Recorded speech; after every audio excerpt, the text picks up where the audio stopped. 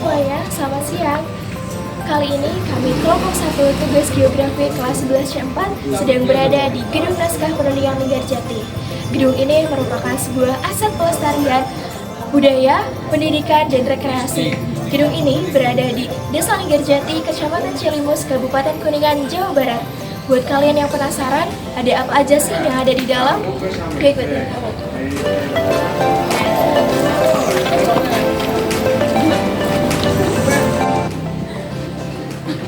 Nah, untuk tiket masuk di gedung perundingan ini, kita cukup mengeluarkan Rp2.000 untuk orang dewasa dan Rp1.000 untuk anak kecil.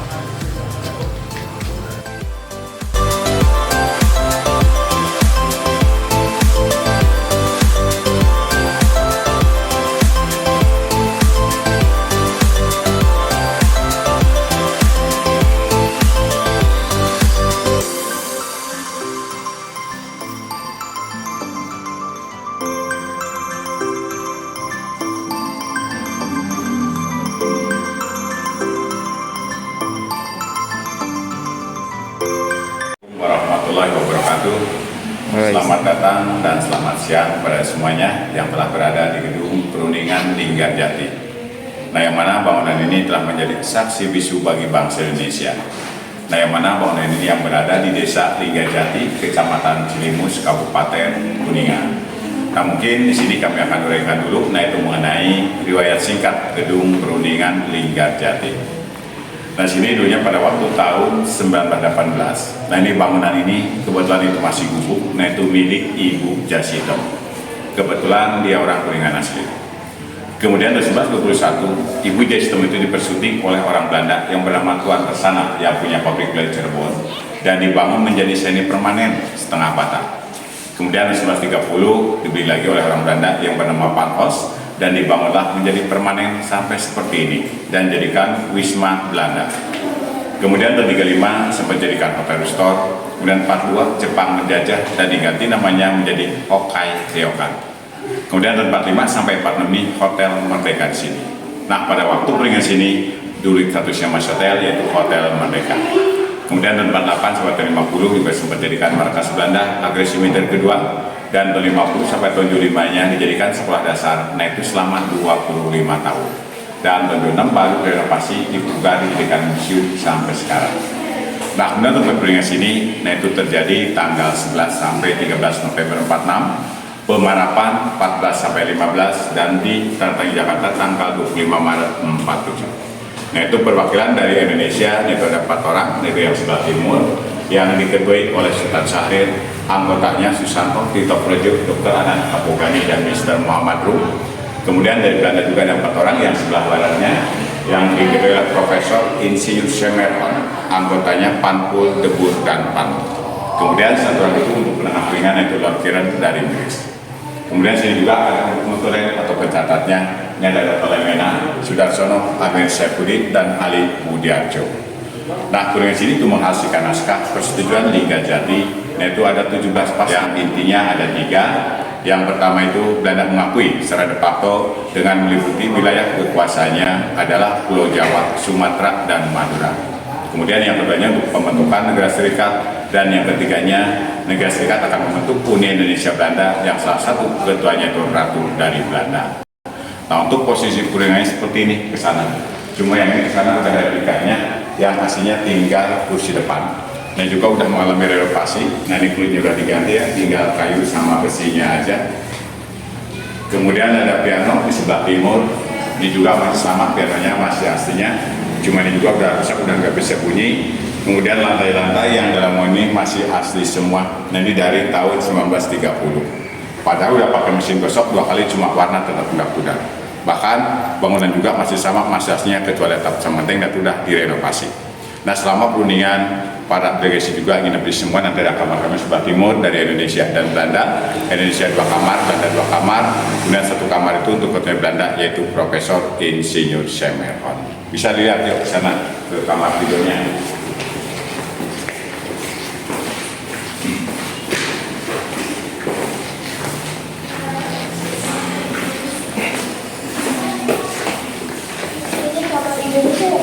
Nah, ini contoh kamar tidur dari delegasi Indonesia ini ada 2 kamar, yang ini sama sebelah timurnya. Cuma di kamar ini semuanya udah replika semua, cuma enggak merubah bentuk aslinya, disamakan sesuaikan dengan yang aslinya. Karena yang aslinya udah dimakan usia, sebagian juga mungkin dijarah sama masyarakat. Karena bangunan ini sempat lantar tahun 75 sampai tahun 76 itu nggak ada orang sama sekali. Bahkan yang asli juga itu diketukan dari masyarakat, dikembalikan lagi ke sini. Nah kemudian sini juga ada foto panhos. Nah ini foto yang pertama kali membangun. Nah ini waktu tahun 1930. Nah bangunan ini dibangun oleh orang ini dan dijadikan wisma Belanda oleh Mr. Jacobus Johannes Panhos. Nah ini pengusaha gula di Cirebon di Sindang Laut. Berarti Mr. Jacobus ini asalnya dari Belanda. Oh, dari nah ini yang beli dari Ibu Jasitam dan dibangun menjadi permanen sampai seperti ini. Nah yang ini untuk Indonesia ada 2 kamar sama sebelah timurnya. Nah itu Belandanya sebelah kiri sini ada 2 kamar juga yang ukurnya sama. Nah ini untuk Belandanya. Ini ada 2 kamar juga yang ukurnya sama. Cuma di Belanda ini pakai connecting door. Nah ini pintunya disatukan sini tembus. Cuma sayang juga di kamar juga nggak ada kamar mandi. Kamar mandinya dipisah pakai kamar mandi umum. Nanti ada sebelah utara sana. Terkecuali kamar tidur Lord Kiren dari Inggris, nah itu ada kamar mandinya di dalam kamar. Nah, dan untuk Indonesia-nya ada 1 kamar lagi yang ini. Nah ini untuk Indonesia-nya 1 kamar lagi. Ini kurang dan ini bentuknya masih sama. Yang ini. Kemudian ini untuk ketua Belanda, yaitu Profesor Insinyur Semerhon. Nah ini sendirian di sini. Nah ini mungkin bednya semuanya dua ya, karena itu untuk menurut ukuran standar hotel. Karena pada waktu perundingan sini dulu statusnya masih hotel. Jadi mengadakan ini bangunan ini bukan khusus tempat perundingan. Jadi sewa hotel ini selama 3 hari dari tanggal 11 sampai 13 November 1946. Kemudian di belakang sini ada foto perempuan ini.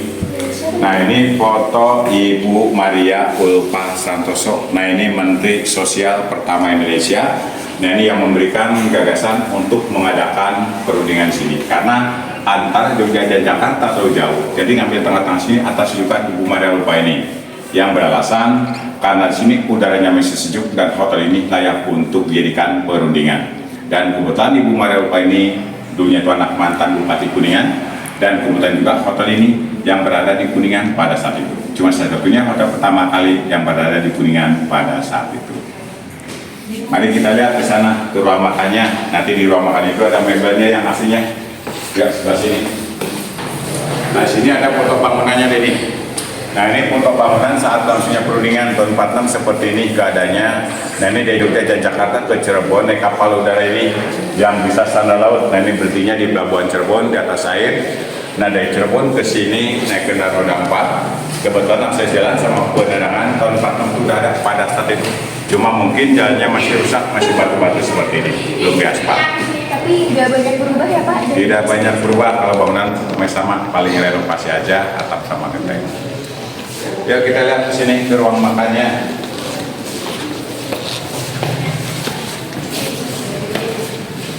Nah ini bekas ruang makannya. Nah yang ini penyimpanan barang-barang koleksi yang aslinya ada di sini semuanya. Kursi, meja, lemari, dan kaca dia juga bersama masih aslinya. Nah ini bahannya dari kayu jati semua.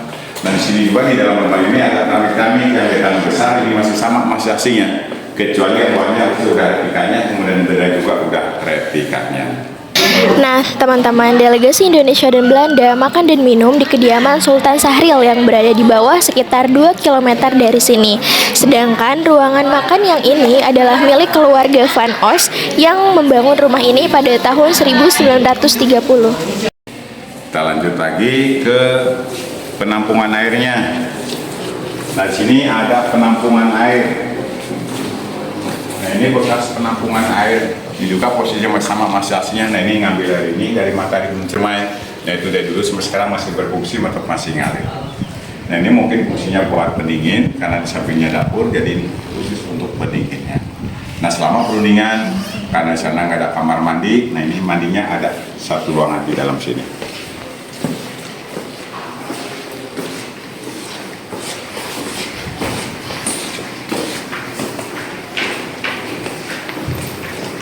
Nah ini bekas kamar mandinya. Jadi selama perundingan, karena di kamar itu nggak ada kamar mandi, nah ini mandinya sih semua pakai kamar mandi umum. Ini juga paknya masih sama masasinya. Ini juga sama mandinya dari sana dari matahari termai. Cuma di sini mungkin nggak ada kloset ya. Klosetnya dipisah di ruang satu ruangan lagi dipisah di sini. Cuma yang ini dikunci tertutup karena di dalamnya rusak. Nah ini klosetnya yang ini. Cuma yang ini rusak dikunci. Kemudian sini ada satu ruangan lagi.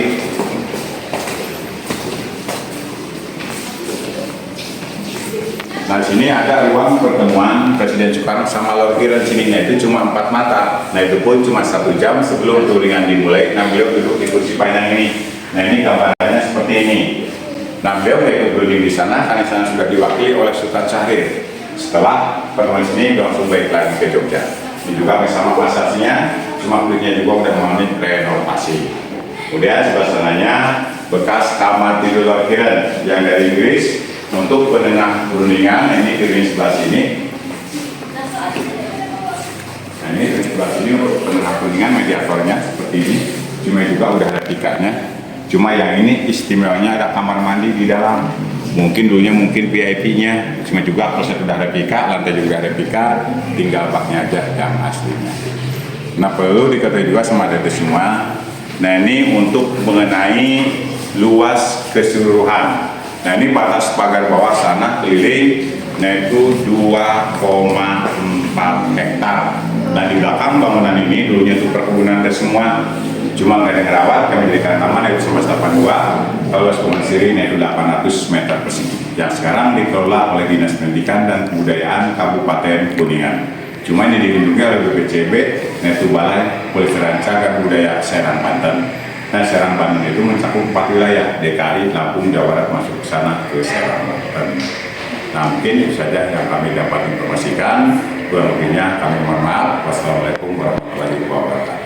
Oke, jadi teman-teman itu sedikit room tour atau bangunan tour di bangunan perundingan ini. Terus juga tadi dijelasin juga sejarah perundingan ini. Terima kasih banyak kepada Sama-sama, semoga bermanfaat. Amin. Nah, semoga teman-teman juga bisa main berkunjung ke sini buat sama-sama mencari informasi tentang perundingan ini. Terima kasih Pak. Mangga, sama-sama. Oke teman-teman, itu merupakan sejarah berdirinya gedung perundingan ini. Kita bakal tanya kesan-kesan selama menjajahi gedung ini. Gimana Kak kesan-kesannya? Jadi kita bisa tahu perundingan dulu kayak gini, terus kita ingat tentang wawasan kita buat sejarah-sejarah pas zaman Belanda, terus banyak lagi lah tentang bangunan yang direnovasi, terus jadi hotel dulunya sampai jadi museum. Terima kasih buat Kak Firman nih, salah satu anggota dari kelompok kami. Nah, buat kalian yang ingin berkunjung ke gedung perundingan ini, jangan nunggu lama-lama, yuk kita berkunjung. Tapi bohong.